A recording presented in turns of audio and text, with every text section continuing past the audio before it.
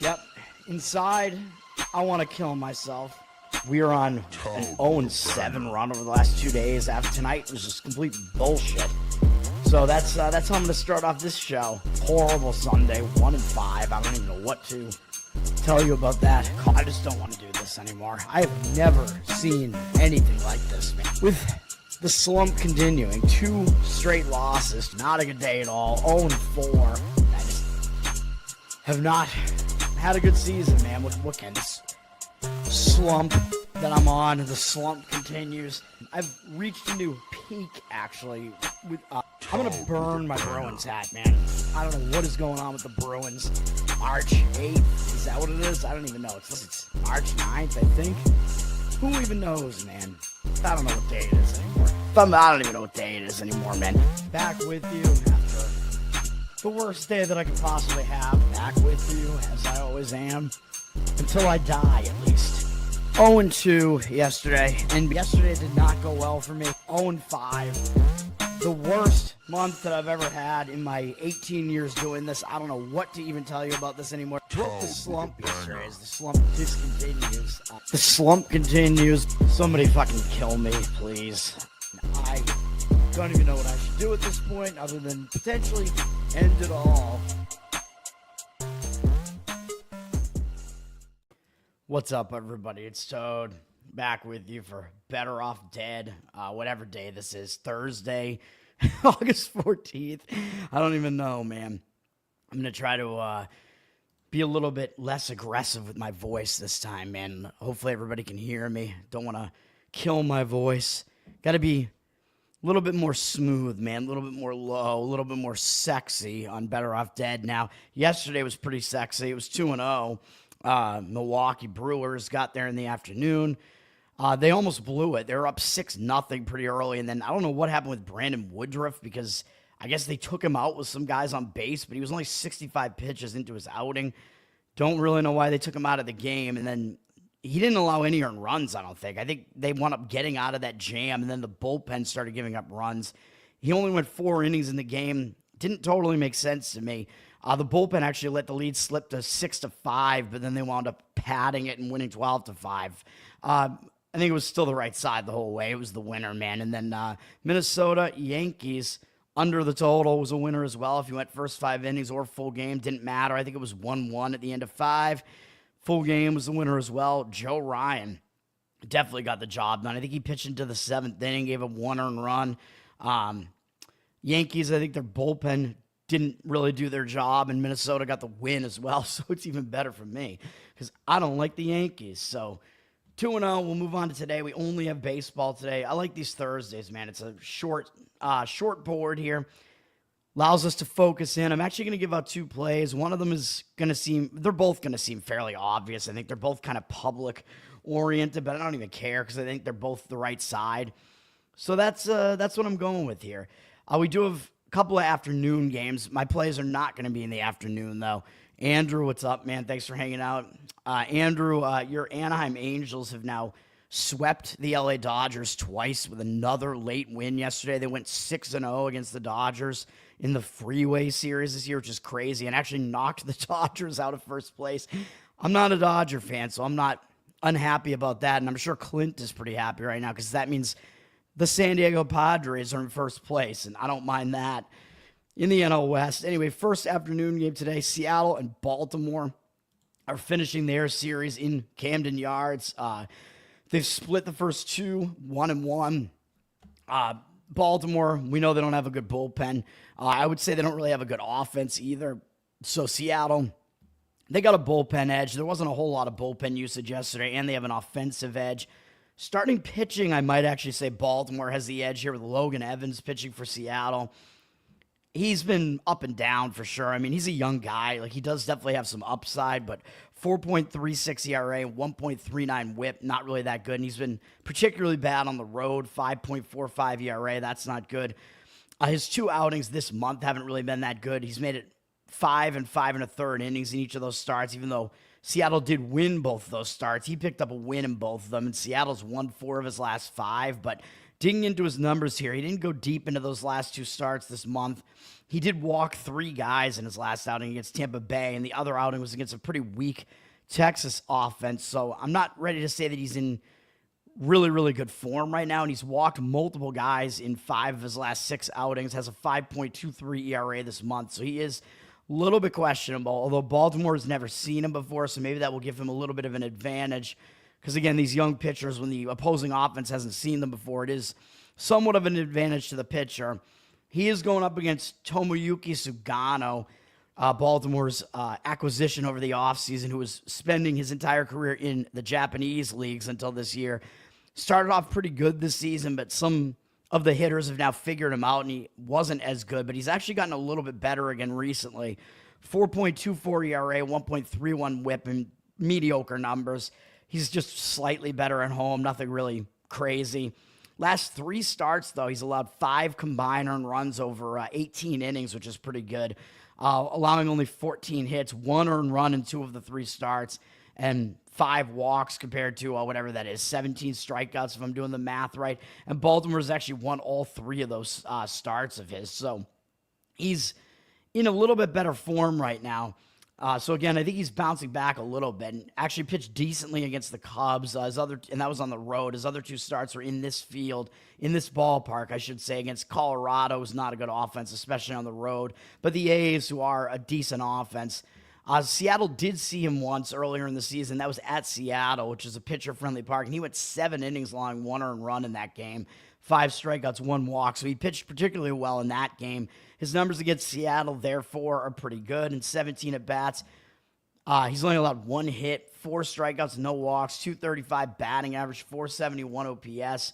So he has done well against Seattle, but he might do less well this time because Seattle has seen him once now, so they're familiar with his stuff and what he's going to throw at them. So this is a very difficult game to handicap, actually, for me, because it's like, well, is Logan Evans going to do, is Sugano going to do well again, or is he going to do not well because now Seattle is familiar with him? I don't know. The money is apparently kind of coming in on the Seattle side. They're down from -125 to -120 as a road favorite, but 59% of tickets, 76% of the cash on them.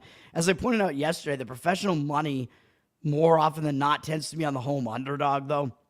Maybe thinking that, well, a team like Seattle, maybe they shouldn't be a favorite like this, especially with kind of a questionable pitcher on the mound on the road. But I do think they have the edge, at least in the bullpen and in the hitting here. So maybe the price is justified, and the cash percentage in this case is on Seattle. But this is not going to be a game I'm going to get involved in. I'm not going to give out a play on this. And the total went up from 9.5 to 10. 55% of tickets, 54% of the cash on the under. So a little bit of a market indicator on the over as well. Fairly high total for a Camden Yards game there. Could be wind blowing out there as well. The Cubs at Toronto finishing their 3-game series. Each team has won 1 game in this series so far. Cubs got the game yesterday, 4-1, I believe is what that final was. The Cubs, I'm still giving them a little bit of a bullpen edge here. Toronto used a lot of their bullpen, or no, I thought they did. I'm sorry, I'm mistaken. I thought Toronto used a lot of their bullpen. That was 2 days ago. Both teams haven't seen too much bullpen usage recently, so I'm going to give the Cubs a slight bullpen edge. Cubs do have a bit of an offensive edge as well in this game, in my opinion, and based on the stats. And when I first looked at this, I was like, this is a good pitching matchup, and I would give a slight edge to the Cubs, Matthew Boyd here. But then digging into the numbers, I'm actually not so sure about that. Boyd has been the better of the 2 starters this year. He's having a really good season, 2.45 ERA. 1.05 whip. He has been a little bit worse on the road, 3.15 ERA. What's really crazy, though, if you look at Boyd's recent starts here, he's allowed 0 runs in 4 of the last 6 outings, which is insane. And actually 5 of the last 8 as well, or whatever that is. Last outing, he gave up 3 earned runs to St. Louis, and the Cubs actually lost the game, and I think I gave out a play on the Cubs in that one. He gave up 3 earned runs. It still wasn't that bad of a performance from him, but he got no run support behind him, kind of surprisingly. This month, he has an 11-0 strikeout walk ratio, still a 2.25 ERA. So, yeah, he's definitely in good form right now. He's been really good almost the entire season. But Toronto actually has hit him pretty well. It's a small sample size, 16 at-bats. Oh, my apologies. I haven't zoomed in on these. Sorry. 16 at-bats, 0 strikeouts, 3 walks. Not a good ratio, obviously. Bichette has a home run off him. 375 batting average overall for Toronto against him, 1,036 OPS. So I start to question Boyd a little bit based on those matchup numbers. They don't make it look as good. He's going up against Max Scherzer, who is the old veteran here, who is actually pitching pretty well this season. 4.21 ERA, 1.11 whip. I mean, even though I don't think his stuff is quite there anymore, he's definitely using his intelligence and, his ways to get through these games here, and he's pitching fairly well. Slightly worse at home, but nothing crazy. Over his last few starts, he's gone at least 6 innings in each of the last 3 and in 4 of the last 5 starts. He's allowed no more than 2 earned runs in either start this month, and he's allowed 3 or fewer in all but 1 start this entire season, and never allowed more than 4, and that was against the Yankees, probably the best offense that he faced. Or maybe the Dodgers were, but he held the Dodgers down his last outing, even though he allowed 3 walks. He only allowed 2 earned runs in 6 innings. This month, he's got a 2.25 ERA, 10-3 strikeout walk ratio. Granted, one of those starts is against a very weak Royals lineup, but he is pitching pretty well right now. Up against the Cubs, even though they're a good offense, he's been good against them in his history. 106 at-bats, 37-7 strikeout walk ratio. They do have 7 homers off him, 4 from Turner, but he's held him to a 217 average, 715 OPS. So Scherzer in the matchup numbers has the better numbers, even though you do have to consider the fact that a lot of those numbers are back when he was a little bit better than he is now, but he is still pitching fairly well right now. So I actually think I would lean to Toronto slightly in this game based on the starting pitching matchup, even though I think the Cubs do kind of have an edge otherwise in the game, like slight bullpen edge. Both bullpens are pretty good. Cubs have the offensive edge. If you want to just focus on the starting pitching matchup, you can go Toronto first 5 innings as well. I think either one of those is okay in this game. Toronto on the money line, first 5 or full game. We have 62% of tickets on the Cubs, 52% of the cash coming in on Toronto. And the money is definitely coming in on the under. It's down from 8.5 to 8. Looks like it's headed towards 7.5. I think, again, the odds makers see this pitching matchup, and they kind of have to put a really low total out on this. 55% of the tickets on the over, 71% of the cash on the under. I wouldn't disagree with the under. I mean, both bullpens are pretty decent, so I could see that happening. I could see both pitchers pitching well in this game. On the surface, it does look like a good pitching matchup, but based on Boyd's matchup numbers and the fact that Scherzer is older, it seems a little bit risky. Miami at Cleveland. I said that this game, I thought it would be an under yesterday, and I was way wrong about that yesterday, so it's a good thing I did not give that out as a play. These are 2 not very good bullpens, really. Cleveland's is the better bullpen. I think they saw a little bit more usage yesterday than Miami's. Both teams used 3 relief pitchers. Miami used them for a little bit less. Looking at this matchup here, I'm going to give Miami the offensive edge because Cleveland's offense is terrible. In this series, by the way, they've split the first 2 games of the series with Miami winning 13-4 yesterday. But I think I'm going to tilt the scales to Miami in this game because I think their starting pitcher is better than Cleveland's at this point. Edward Cabrera pitching for the Marlins. He's having a good season, man. 3.08 ERA, 1.13 whip. He is a pretty hard thrower. He's definitely able to strike guys out. His problem has always been that he's kind of wild, but he's kind of gotten that in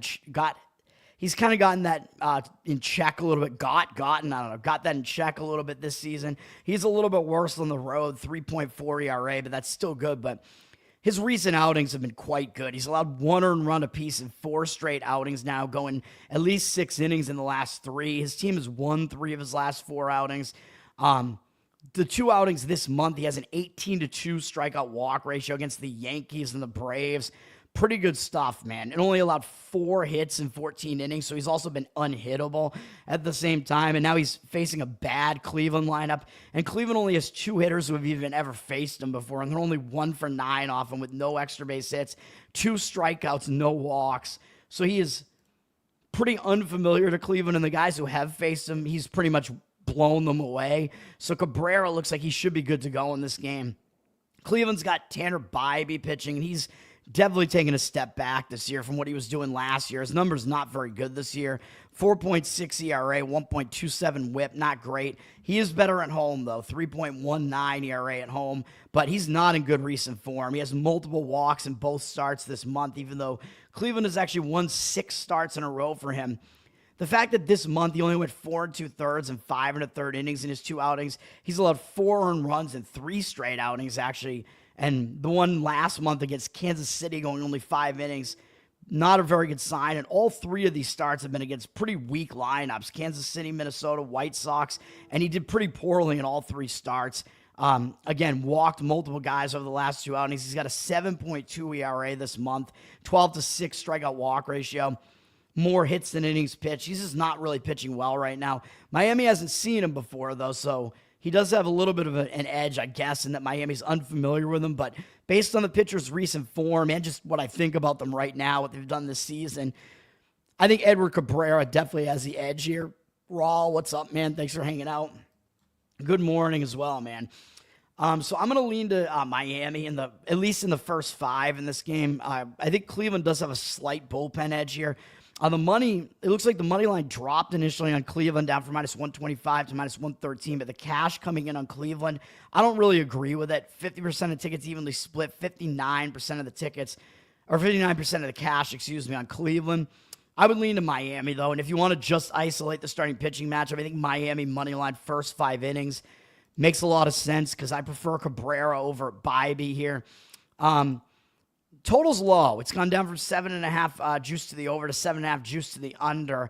I also agree with Miami full game, probably, by the way. But the total got flipped to the under here. 86% of tickets, 97% of the cash on the over. I don't really disagree with an under. I mean, the bullpens are at least okay, and the offenses aren't that great. I mean, you could isolate it as first 5 innings. You do have unfamiliarity edges with both starting pitchers. I'm not sure Bybee is totally trustworthy right now, though. But the odds makers are putting up a low total for a reason, although I probably prefer the Miami side. I'll skip Philly and Washington for now because I'm going to give out a play on that one. Atlanta and the Mets. The Mets, I mean, this is a divisional matchup here, man, and these teams have split these series 1-1 here with both winning teams scoring double-digit runs. Mets won 13-5 and then lost 11-6 yesterday, so tons of runs coming home in this game, which is kind of crazy. I mean, yesterday the starting pitching matchup didn't look like it was really that conducive to it, but Atlanta's been using a ton of their bullpen. They used all but 2 of their relievers yesterday, which is not a good sign for this Atlanta bullpen, really, who I think is the worst of the 2 bullpens anyway. The Mets bullpen is actually very rested right now. Almost the majority of their bullpen hasn't been used in 3 days, so the Mets definitely have a bullpen rest edge and the better bullpen here. Mets have the better offense as well. Oh, thank you, sir. I try at least, although I'm usually pretty good at handicapping baseball, but this season hasn't been that great. On a decent little run over the last week or so, though. I'm definitely up over the last week or so. Bryce Elder pitching for Atlanta. I mean, this guy stinks. 6.12 ERA, 1.56 whip, really bad numbers. He is slightly better on the road, 5.61 ERA, and a little bit less devilish or satanic because he has a 6.66 home ERA.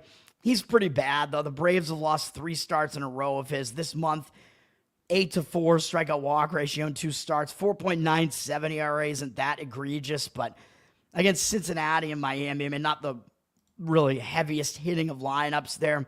He's just not good, man. His numbers against the Mets are not very good either. In 48 at-bats, 292 batting average allowed, 921 OPS. So I don't really expect him to do particularly well in this game. Mets have been able to hit him in the past. Kodai Senga pitching for the Mets obviously is the better of these 2 pitchers. 2.3 ERA, 1.24 whip, slightly worse at home, but nothing really crazy. His numbers are almost the same on the home road splits, but he's not really pitching well right now, man. He came back from injury in July, and he actually missed. They actually pushed one of his starts back in July, too, but his recent starts since coming back from injury, he's only gone 5 innings one time. He's given up 3 or more earned runs in 3 of the 5 starts, and he's walked multiple guys in every outing, including 3 or more in the last 4 outings. Both outings this month, he hasn't even made it past 4 1/3 innings. Not a great sign, man. He's got a 6.6 strikeout walk ratio this month, and last month after he came back, 12-10. So even though the Mets have won 4 of those 5 starts, he hasn't picked up a win in any of them. it hasn't been good for him at all, man. And that's because he's not even going 5 innings, so he's not even eligible for the win. But he's got an ERA over 5 across that entire span. So he's actually not pitching well right now, even though his numbers look good. And he's not really allowing a ton of runs or anything, but his walk numbers are pretty egregious right now. I don't know that I trust Senga that much, man, although his numbers against the Braves are good. It's a small 18 at-bat sample size. They only have 2 hits, 1 extra base hit, a double from Ozuna, 10 strikeouts, 3 walks. So again, a little bit of a walk concern there. 111 batting average, allowed him 405 OPS. So Senga's not pitching particularly well either, man. I would still lean to the Mets, but you do have to pay a price for the Mets. I do still think he's better than Bryce Elder. Mets down from minus 185 to minus 183, 62% of tickets, 80% on the cash. On the Mets side, I still agree with it. I think they do have the bullpen edge, the offensive edge. You probably still have to give them a pitching edge here. You could lay the run line with them, but I worry about Senga a little bit in his recent form. I would also not disagree with an over, even though I know both of these games have gone way over the total. Total's up from 8.5 to 9, 86% of tickets on the over. I know the public will join on the over as well, but they're not necessarily always wrong, and 99% of the cash also on the over. I know generally you do want to fade the public, but I think in this spot, I could see the argument that both pitchers will struggle in this game based on what I just showed you with those recent numbers and whatever. And at least the Atlanta bullpen is like pretty crippled right now. So I could definitely see a potential over happening in that game yet again here. Hard RR, what's up, man? BK, man. That would be insane if you're the actual BK, man. You're just hanging out. Detroit at Minnesota. This game and the 2 games I'm actually going to give out plays on are all actually new series beginning today. Minnesota's returning home from going to the Bronx, and they actually beat the Yankees yesterday. I gave out the under in that game, which was a winner. So Minnesota's returning home from a pretty big win over the Yankees. Minnesota basically doesn't have anything to play for. A lot of times when a team returns home, they'll be a little bit distracted, but I'm not sure that they will be because they're facing Detroit. I mean, they'll probably show up with the top team in their division coming into their house. And they know they're facing Tariq Skubal today as well. So Minnesota probably will not be unfocused. But it is going to be a difficult matchup for them facing Skubal here. Detroit just coming into Minnesota from Chicago. Not a huge travel spot for them. Detroit probably will pay attention as well, even though they do have some padding in the division. They are at least probably trying to play for some playoff positioning there, trying to get that 1 seed. Oh, okay, so it's not you. All right, unless you're messing with me. Detroit used 4 relief pitchers yesterday. They have the better bullpen, though. Minnesota used 2 relief pitchers, but Detroit's bullpen is significantly better, so I think they still have the bullpen edge here. And it's likely that their bullpen won't have to be used a whole lot here because Skubal is pitching. We know how good he is. 2.35 ERA, 0.86 whip. A little bit better on the road as well, 2.11 ERA. This month, he's been a little bit shaky. Mostly his last start just wasn't very good. He gave up 2 home runs, so he got a little bit unlucky. Didn't even make it 5 innings against Anaheim. Gave up 4 earned runs. He still struck out 6, walked 2 guys, but I'm not ready to say that Skubal is like out of form or anything like that. I think that was more of an outlier type of situation, so I expect him to bounce back here. I mean, Minnesota's a bad offense. Skubal, I'm pretty sure, has pretty good numbers against this offense. They stink. 60 at-bats. They only have 9 hits off them, although 4 of them are actually home runs. But I don't consider that to be really sustainable. He's got 24 strikeouts and 3 walks against them. Really ridiculous ratio and strikeout rate there. 150 average allowed, 557 OPS, which is high. Not even high, but it's high considering how low the batting average is. I mean, it's still a really low OPS, and that's only because of some fluke home runs, I think. So Skubal, he should be fine here. I mean, he does well against Minnesota. Obviously, he's better than Bailey Ober, who's definitely been struggling for Minnesota.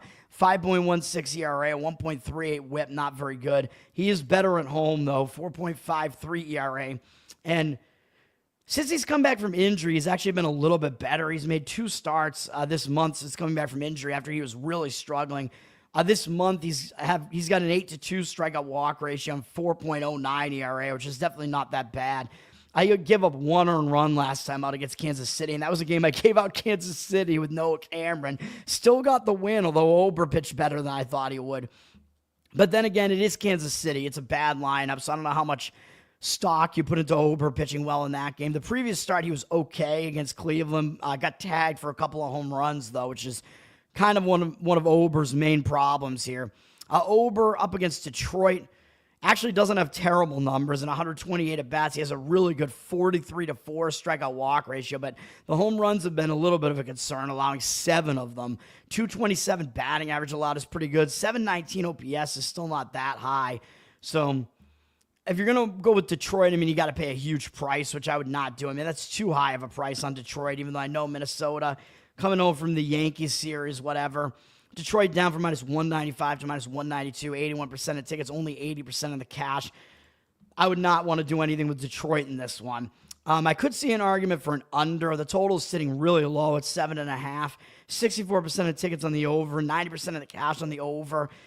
I could see the argument, though, for the under. If you think Ober is in better form right now, and he does have decent numbers against Detroit, so I could potentially see this game still going under. I don't know if you want to trust Minnesota's bullpen, although the under in the first 5 innings is going to be a really low number, like under 3.5 or something.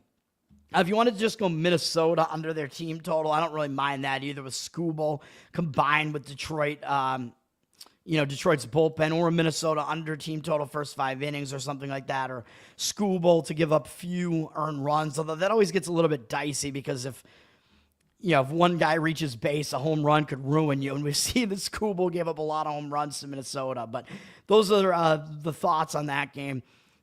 And that was the rundown. I forgot to give out it's a short card today, man. It's going to be a quick episode. We're going a little bit over a half hour today. I forgot to put up the visual there, though, but it's time for best bets, baby. And even though it's a short 7-game MLB card, I'm actually going to give out 2 plays.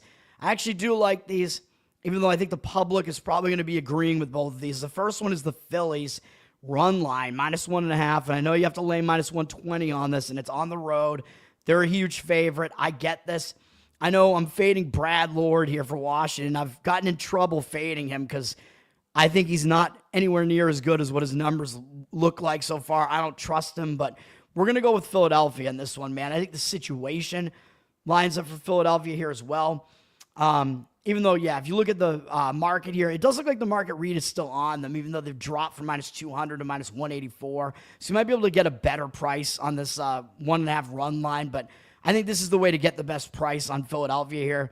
I think this is the way to do it. 78% of tickets, 96% of the cash still in Philadelphia. I think it's a bad spot for Washington, even though, Washington, they're in last place. Philadelphia maybe won't totally focus on them. Washington is returning home from a road trip, though, man. They went out to the Pacific Coast to San Francisco and then to the middle of the country to Kansas City. Now they're returning home. And, I know when it's Philadelphia coming into your place, you'll probably want to show up for the first-place team in your division, but it's still a tough spot, man, when you have nothing left to play for. You're returning home from a road trip. You got stuff to do at home. You could still fall into that, return home distraction spot, man. Washington, they actually hit better on the road than they do at home. So that's a bit of an issue as well. Philadelphia definitely has the better of these 2 offenses here. As far as the bullpens, Washington's bullpen is so bad. They're the worst of the 2 bullpens, and they used 5 relief pitchers yesterday, so their bullpen usage has been pretty extreme over the last few days. Philadelphia's has not. Philadelphia has 3 relievers they haven't used at all over the last 3 days, including their Minnesota's closer they brought over, Duran. They only used 2 relief pitchers yesterday and 2 the day before then. And Ross pitched in both games, so basically most of the entire rest of the bullpen's available today except for him and Romano. So Philadelphia, even though their bullpen isn't that good, it is better than Washington's, which is a putrid bullpen. And Philadelphia has the more rested bullpen. So Philadelphia's got the hitting edge, the bullpen edge. Do they have the starting pitching edge? I would say they do, with Jesus Luzardo on the mound, although I know he's had some rough stretches this season. He was really good at the beginning of the season, then he was really bad for a while. Roller coaster season for him. 4.2 ERA, 1.35 whip. I know that whip is definitely too high. He's been a lot better on the road, though. 3.19 ERA on the road. So he's better on the road, and that's where we get him here. So that's a good sign that we get him on the road. But in his last 3 starts, he's only allowed 4 earned runs combined. Granted, it was against White Sox, Baltimore, Texas. Those aren't good offenses, but Washington's isn't particularly great either. He's got at least 6 innings in all 3 of those starts.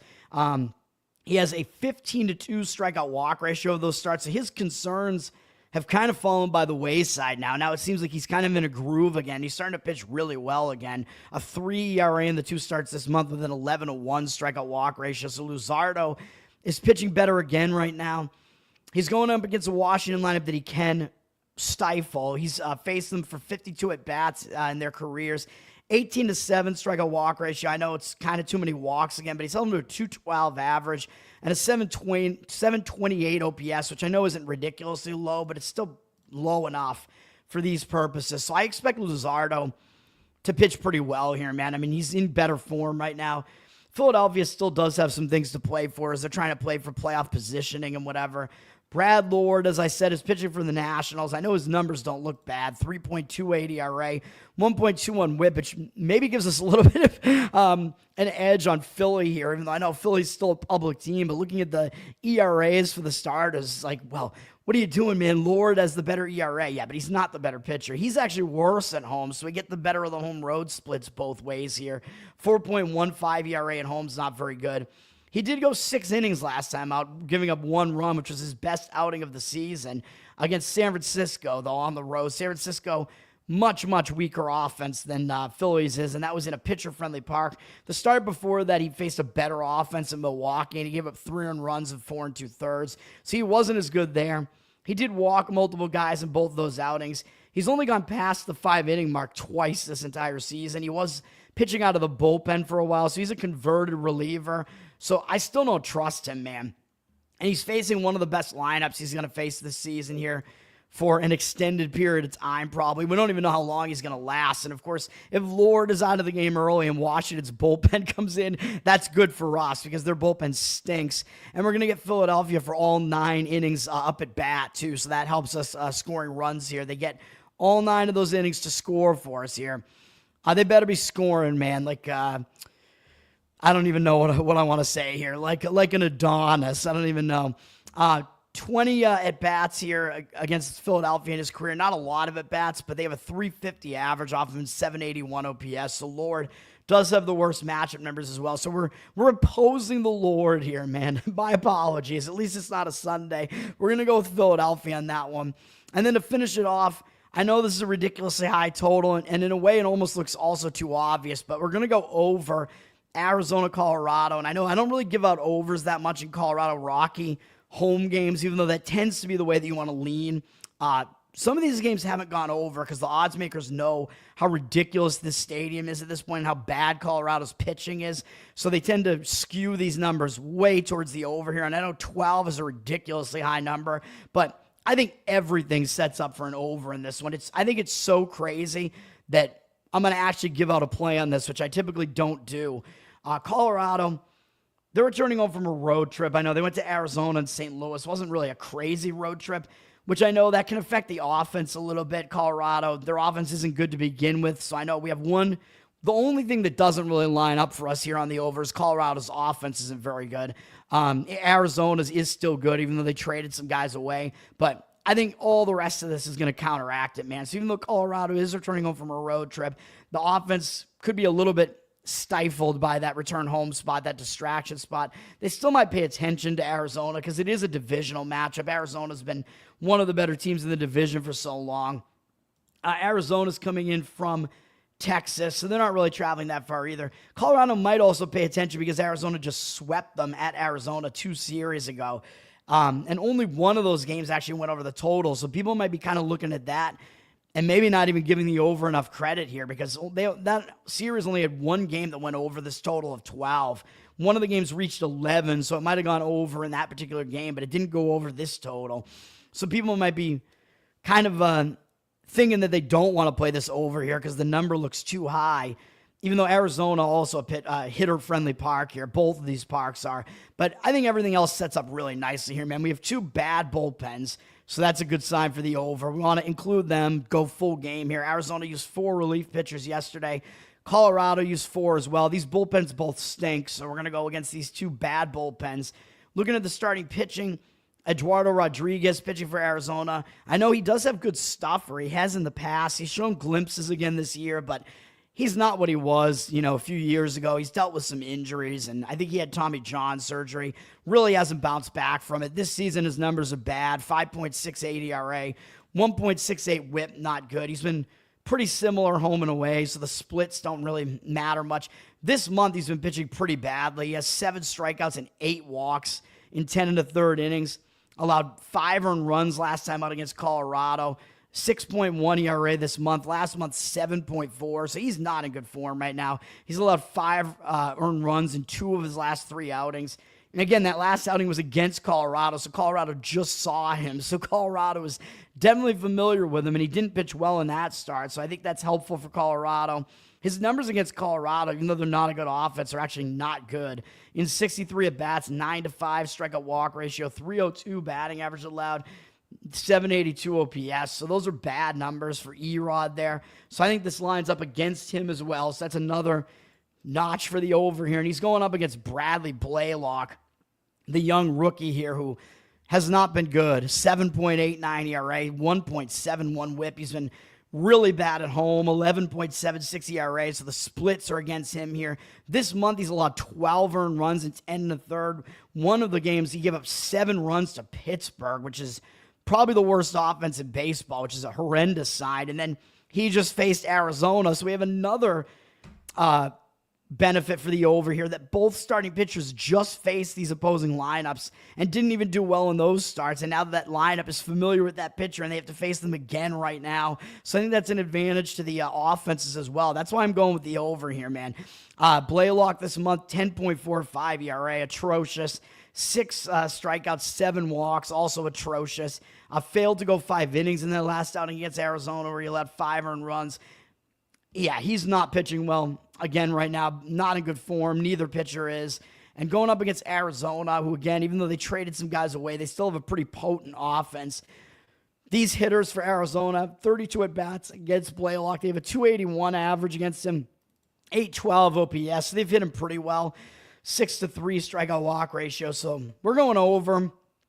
The money looks like it initially did drive the total up from 11.5 all the way up to 12. Juice to the over. You definitely don't want to let this get to 13, although I don't think it's going to get to 13. All the odd numbers are key numbers in baseball because you need an odd number to break the tie. We have 85% of tickets, only 68% of the cash on this one, but I think this is definitely an over, and I don't even think I've given out an over. I've given out some leans, but I don't think I've given out a play. Or maybe, I don't even know if I've given out a play in Coors Field this year. I think maybe I did early in the season. I gave out the Rockies on a money line at home, and I think it won in one of their rare wins early in the season. But yeah, that's what we'll go with. In Colorado, their offense is at least better at home as well. I know they stink on the road, but their offense is actually better at home too. So I think this will be the first over I'm giving out in Coors Field. But this one to me seems like everything pretty much lines up for it. So that's what we're going to go with. That's going to do it for me, man. Once again, the 2 plays today in baseball on a short card. Philadelphia Phillies, -1.5 on the run line. And Arizona and Colorado over the total of 12. I know both of these might look like, even though they're both public, they're both a little bit kind of, it looks almost a little bit iffy that you want to play these. But I think this is the way I'm going to go here. I think the public might not even be giving either of these enough credit, maybe. Although the market read on that over doesn't look quite as good as the one on the other game, but we'll see. Learn to Toad on Twitter, Learn to Toad on Instagram. I'll put out short videos with these plays in them. And then we got Bettor Off Dead, of course. Like, subscribe, help me out with the channel, man. We're on YouTube, of course. You can comment, interact with me. I respond to pretty much all the comments right now because there aren't that many. On the audio platforms as well, you can help out and listen and give me a rating over there. Apple and Spotify, and Covered in Uke is my ukulele project, my YouTube channel there, and I got a Patreon, patreon.com/learntotode, and the benefits right now are ukulele stuff, which if you're interested in that, you might like that. You get a Spotify feed at one of the levels and prioritize requests at another level. That's going to do it. Have a good one, everybody. Happy Thursday. A little bit of a short video today, which I like. It's less work. Peace out, everybody. Thanks for hanging out.